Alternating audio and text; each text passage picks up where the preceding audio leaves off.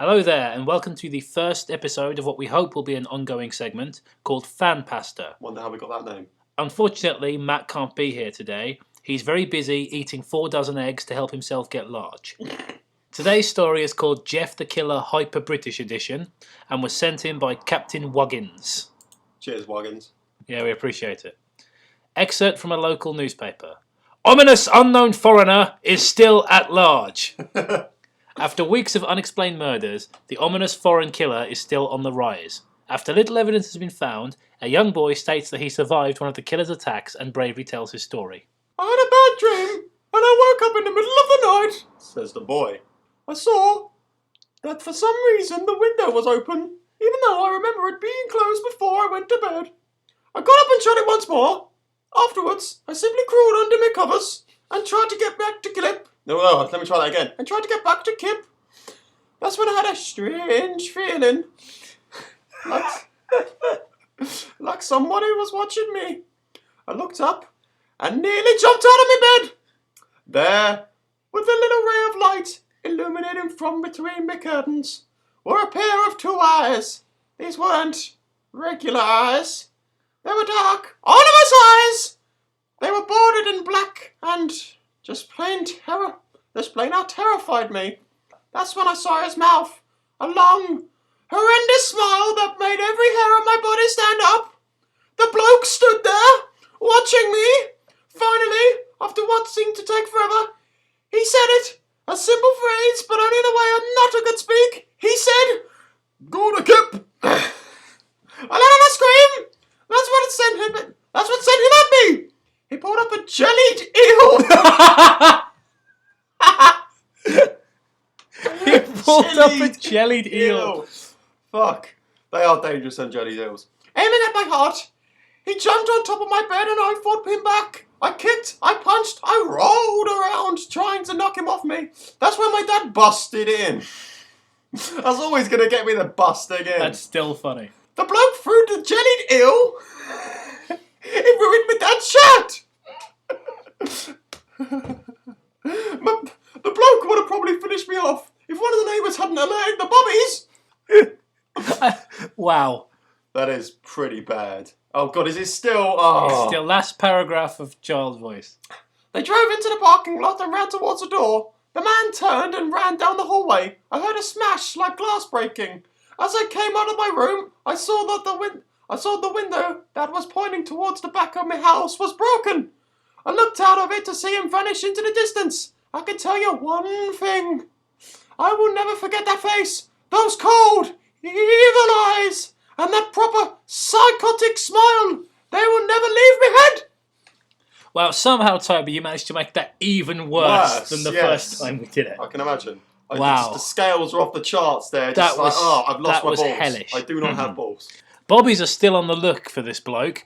If you see anyone that fits the description in this story, please contact your local Bobby department. Jeff and his family had just moved into a new neighbourhood.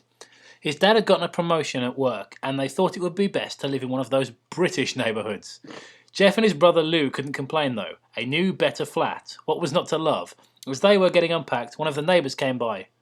"Oi," she said. "I'm Barbara.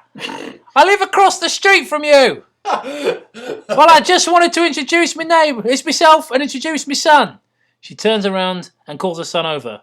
"Reginald, these are our new neighbours." Well, you Barbara Windsor, that's it. Reginald said oi and ran back to play in his yard. We just say oi to each other. Oi, oi, oi, oi, oi. "Well," said Jeff's mum, "I'm Margaret, and this is my husband Peter, and my 2 sons, Jeff and Lou." They each introduced themselves, and then Barbara invited them to her son's birthday. Jeff and his brother were about to object, but when his mother said they would love to, when Jeff and his family are done packing, Jeff went up to his mum. "Mum, why would you invite us to play some kids' party? If you hadn't noticed, I'm not some dumb kid." "Jeff," said his mother, "we just moved here. We should show that we want to spend time with our neighbours. Now, we're going to that party and that's final." Shut up, bitch. Jeff started to talk but stopped himself, knowing that he couldn't do anything. Whenever his mum said something, it was final. He walked up to his room and plopped down on the bed. He sat there looking at the ceiling when suddenly he got a weird feeling. Not so much a pain, but a weird feeling. He dismissed it as just some random boner. He just popped a boner. He heard his mum call him down to get his stuff, and he walked down to get it. The next day, Jeff walked downstairs to get breakfast and got ready for school. As he sat there eating his bangers and mash, he once again got that feeling. This time it was stronger. It gave him a slight tugging pain, but he once again dismissed it. As a random, even bigger random boner. As he and Lou finished their bangers and mash, they walked down to the bus stop. They sat there waiting for the double-decker bus. Then all of a sudden, some chav on a skateboard, let's leave you to figure that one out, jumped over them, only inches above their laps. They both jumped back in surprised. Hey, what the hell? The chav landed and turned back to them. He kicked his skateboard up and caught it with his hands. The chav seems to be about 12, 1 year younger than Jeff. He wears a Burberry coat and like 5 gold chains. And like 5 gold chains. He might have had 5, might have had more. Like He had a square head and a paving slab of a face. Oi, mates. Looks like we got some new meat. Suddenly, the 2 other chavs in Burberry trench coats appeared. One was super skinny and the other was huge. Well, since you're new here, I'd like to introduce ourselves. Over there is Toby. Right. Jeff and Lou looked over to the skinny chav. He had a Toby face. Oh, cheers! Yeah, charming. That you would expect. And he's Matt. They looked over at the fat chav. Talk about a tub of lard. This kid looked like he hadn't exercised since he reached for his last serving of Toad in the Hole. This really is hyper-British. Oh, and I, said the first kid, am Jacob. Now, for all the wankers in this block of flats, there is a small price for double-decker bus fare, if you catch my drift. Lou stood up, ready to punch the shite out of the chav's arse, when one of his friends pulled a plastic fork on him. Tisk, tisk, tisk. I had hoped you would be more cooperative, but it seems we must do this the hard way. The kid walked up to Lou and nicked his wallet. Jeff got that feeling again. Now it was truly strong. A burning sensation. He stood up, but Lou gestured him to sit down. Jeff ignored him and walked up to the kid. Listen here, you little punk. Give me back my bro's wallet, or else. Jacob put the wallet in his pocket and pulled out his own fork. Oh? And what will you do then, mate? Just as he finished the sentence, Jeff popped the kid in the nose. As Jacob reached for his paving slab of a face, Jeff grabbed the kid's wrist and broke it. Jacob screamed and Jeff grabbed the fork from his hand. Jacob then tried to walk away before the next tense swap. Nice! I like that. Matt and Toby put down the crisps they'd begun to eat. Just for no reason. And rushed Jeff, but Jeff was too quick. He threw Jacob to the ground. Toby lashed out at him, but Jeff ducked and poked him in the arm. Toby dropped his fork and fell to the ground screaming. Matt rushed him too, but Jeff didn't even need the fork. He just punched Matt straight in the bollocks, and Matt went down. As he fell, he sicked Toad in the hole all over his Burberry trench coat. Lou could do nothing but look in amazement at Jeff. Jeffo! Hold you! That was all he said. They saw the double-decker bus coming and ran, and they knew they'd be blamed for the whole thing. So they started running as fast as they could. As they ran, they looked back and saw the bus driver rushing to Jacob and the others. As Jeff and Lou made it to school, they didn't dare tell what happened. All they did was sit and listen. Lou just thought of it as his brother beating up a few kids, but Jeff knew it was more. It was something else. Scary. As he got the feeling, he felt how powerful it was, the urge to just poke someone. He didn't like how it sounded, but he couldn't help feeling happy. He felt that strange feeling go away and stay away for the entire day of school. Even as he walked home, due to the whole thing near the bus stop, and how now he probably won't be taking the double-decker bus anymore, he felt happy. When he got home, his parents asked him how his day was, and he said in a somewhat ominous voice, "It was a wonderful day." Next morning, he heard a knock at his front door. He walked down to find 2 bobbies at the door, his mother looking back at him with an angry look. "Jeff, these officers tell me that you attacked 3 kids. That it wasn't regular fighting. That they were poked. Poked, son!" Oh, God, no! Jeff's gaze fell to the floor, showing his mother that it was true. Mum, they were the ones who pulled the forks on me and Lou. "Son," said one of the bobbies. "Son." "We found 3 chavs. 2 poked. 1 having sick on his Burberry. And we have a witness proving that you fled the scene. Now what does that tell us? Jeff knew it was no use. When he could say him and Lou had been attacked, but then there was no proof it was not them who attacked first. They couldn't say that they were fleeing because, truth be told, they were. So Jeff couldn't defend himself. Or Lou. Son, call down your brother. Jeff couldn't do it since it was him who beat up all the chavs. Sir, it was me. I was the one who beat up the kids. Lou tried to hold me back, but he couldn't stop me. The Bobby looked at his partner and they both nod. Well, kid, looks like a year in Borstal. Borstal! Fuck! Wait, says Lou. They look up to see him holding the cricket's bat. The Bobbies drew their wands. What? This is some Harry Potter shit going on right here. And locks them on Lou. It was me, I beat up those little punks, Have the marks to prove it. He lifted up his sleeves to reveal cuts and bruises as if he was in a struggle. Son, just put the cricket bat down, said the Bobby. Lou held up the cricket bat and dropped it to the ground. He put his hands up and walked over to the Bobbies. No, Lou, it was me, I did it. Jeff had tears running down his face. Huh, poor bro, trying to take the blame for what I did. Well, take me away. That's still funny. The Bobbies led Lou out to the Bobby car. Out to the Bobby car! Wow. I've just pictured this weird, clown car. Yeah, it's like 6 of them in there. Lou, tell them it was me. Tell them I was the one who beat up them kids. Jeff's mum put her hands on his shoulder. Jeff, please, you don't have to lie. We know it's Lou. You can shut up. Jeff watched helplessly as a Bobby car speeds off with Lou inside. After a few minutes, Jeff's dad pulls into the driveway, seeing Jeff's face and knowing something was wrong. Son, what is it? Son! Jeff couldn't answer. His vocal cords were strained from crying. Instead, Jeff's mum walked his father to inside to break the bad news to him as Jeff wept in the driveway.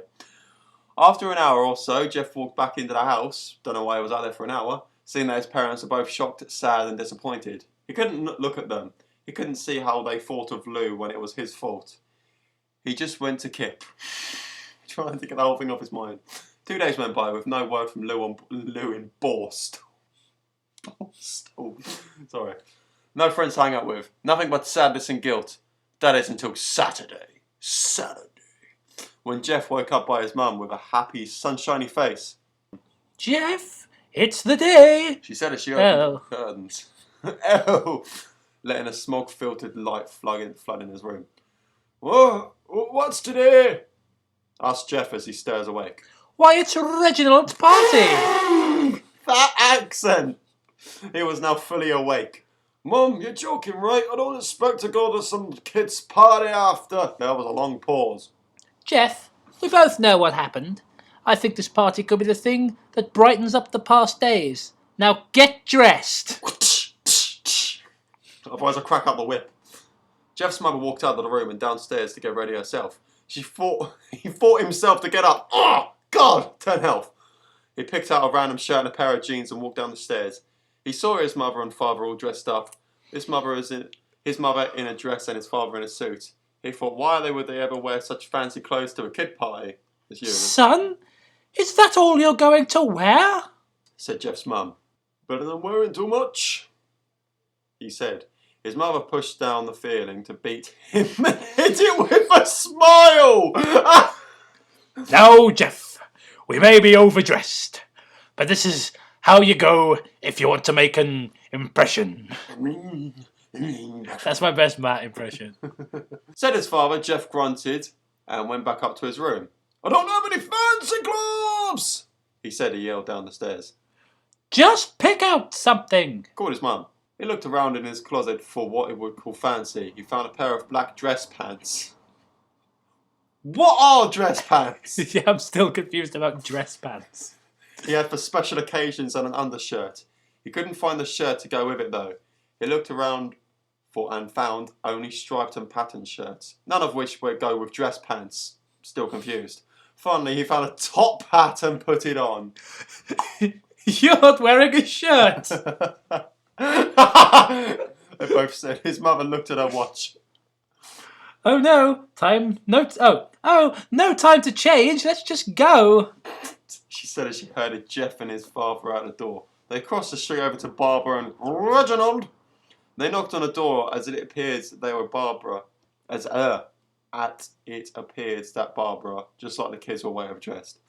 As they walked all inside, they could see that they were adults, no kids. The kids are out back, Jeff. How about you go and meet some of them? Apparently they're Australia, said Barbara. I can't do an English accent. Yeah, I only live in England. Jeff walked outside to a yard full of kids. They were running around in weird British costumes and mugging imaginary tourists with plastic guns.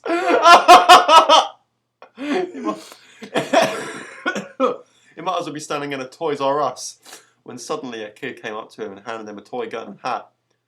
Oi! Wanna play? Oh, no, kid, I'm way too old for this stuff. Yeah, the kid looked at him with that weird British face. I won't ask you again, you bloody wanker.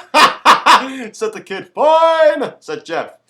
He put on the hat and started to pretend hug imaginary tourists. I thought it was totally ridiculous, but then he started to actually have fun. It might not have been super cool, but it was the first time he had done something that took his mind off. Leo! So he played with the kids for a while until he heard a noise, a weird rolling sound. Then it hit him. Jacob, Toby, and Matt all jumped over the fence on their skateboards. Jeff dropped the fake gun and ripped off the hat. Jacob looked over at Jeff with a burning hatred. Hello. Jeff, is it? He said. We have some unfinished business. Jeff saw his bruised nose. I think we're even. I beat the crap out of you. And you get my brother sent to Boston. Jacob got an angry look in his eyes. Oh no. I don't go for even. I go for winning. Winning? You may have kicked our asses that one day, but not today. As he said that, Jacob rushed at Jeff. They both fell to the ground. Jacob punched Jeff in the nose and Jeff grabbed him by the ears and headbutted him.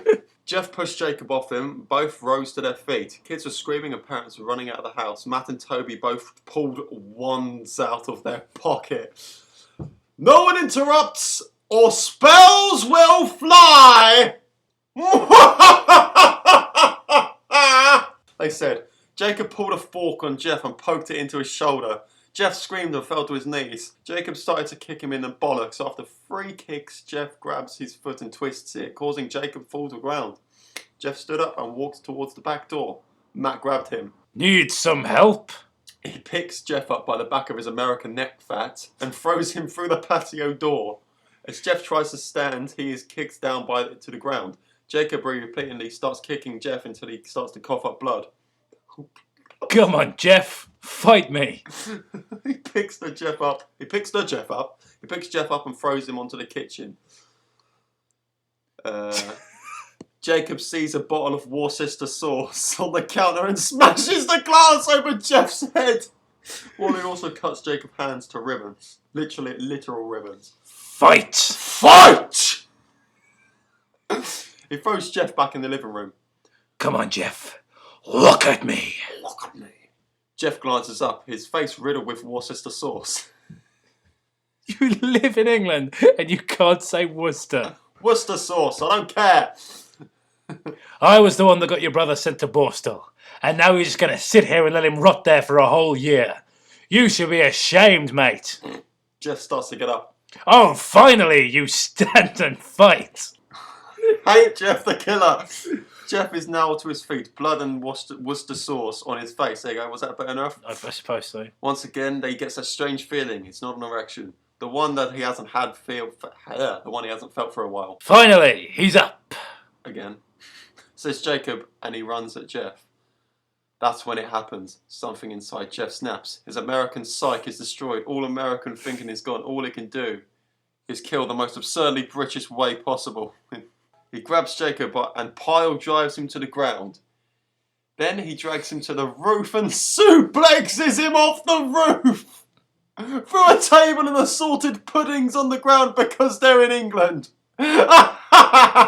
Amazing. The story wins everything for that line. A table of assorted puddings. Because we are in England.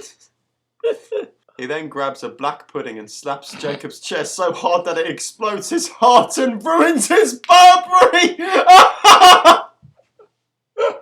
God, this is so great.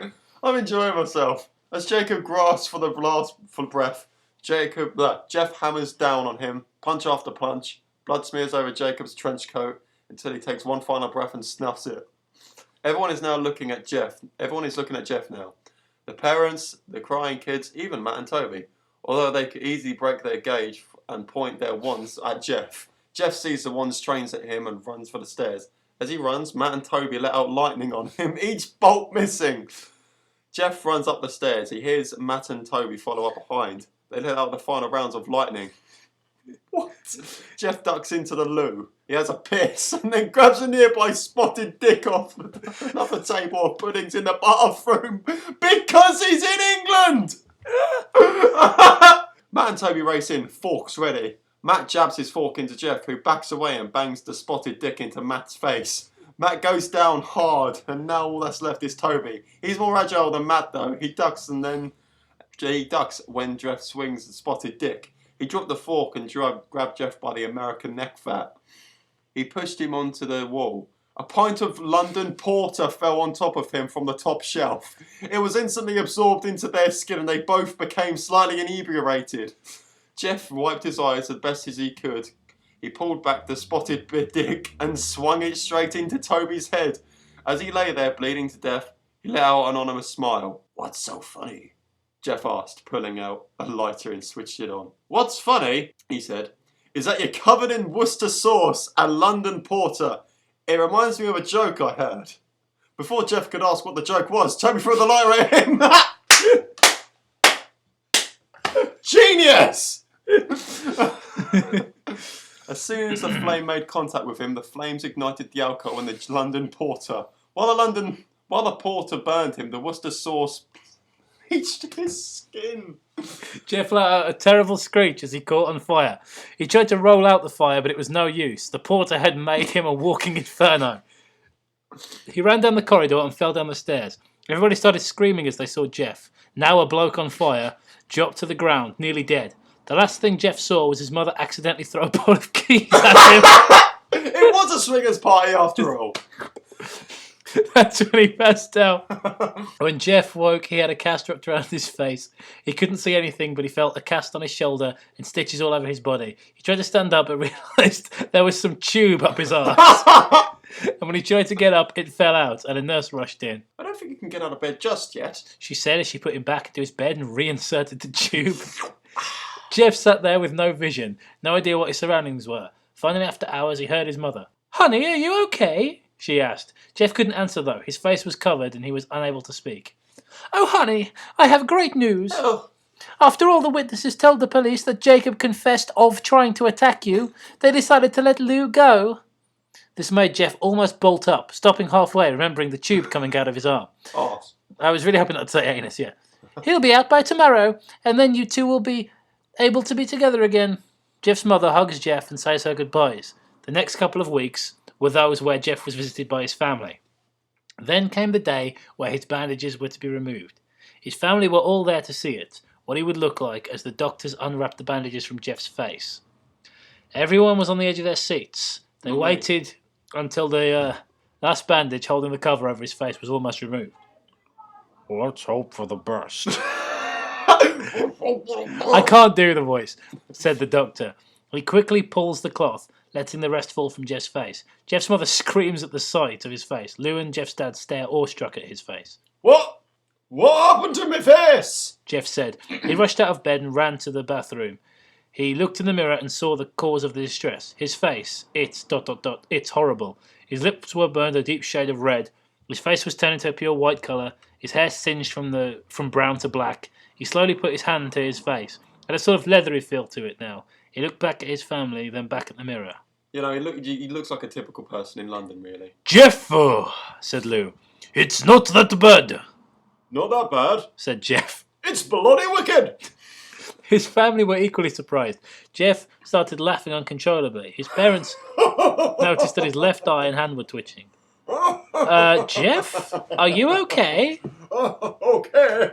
I've never felt more happy. Look at me. This face goes quite proper with me. He couldn't stop laughing. He stroked his face, feeling it, looking at the mirror. What caused this? Well, you may recall that when Jeff was fighting Jacob, something in his mind, his Americanness, snapped. Now he was left as a British killing machine. All 6s and 7s. Apples and pears and all that. His parents didn't know. Doctor, said Jeff's mother, is my son American? You know, in the head? Oh yeah. This behaviour is typical for parents who have taken a certain large amounts of British culture. If his behaviour doesn't change in a few weeks, bring him back here and we'll give him a hamburger. I mean, an American citizenship test. Oh, thank you, Doctor. Fucking worst mother in the world. Jeff's mother went over to Jeff. Jeff, sweetie, it's time to go. Jeff looks away from the mirror, his face still formed into a crazy smile. Get it, mummy! Football! Football! Football!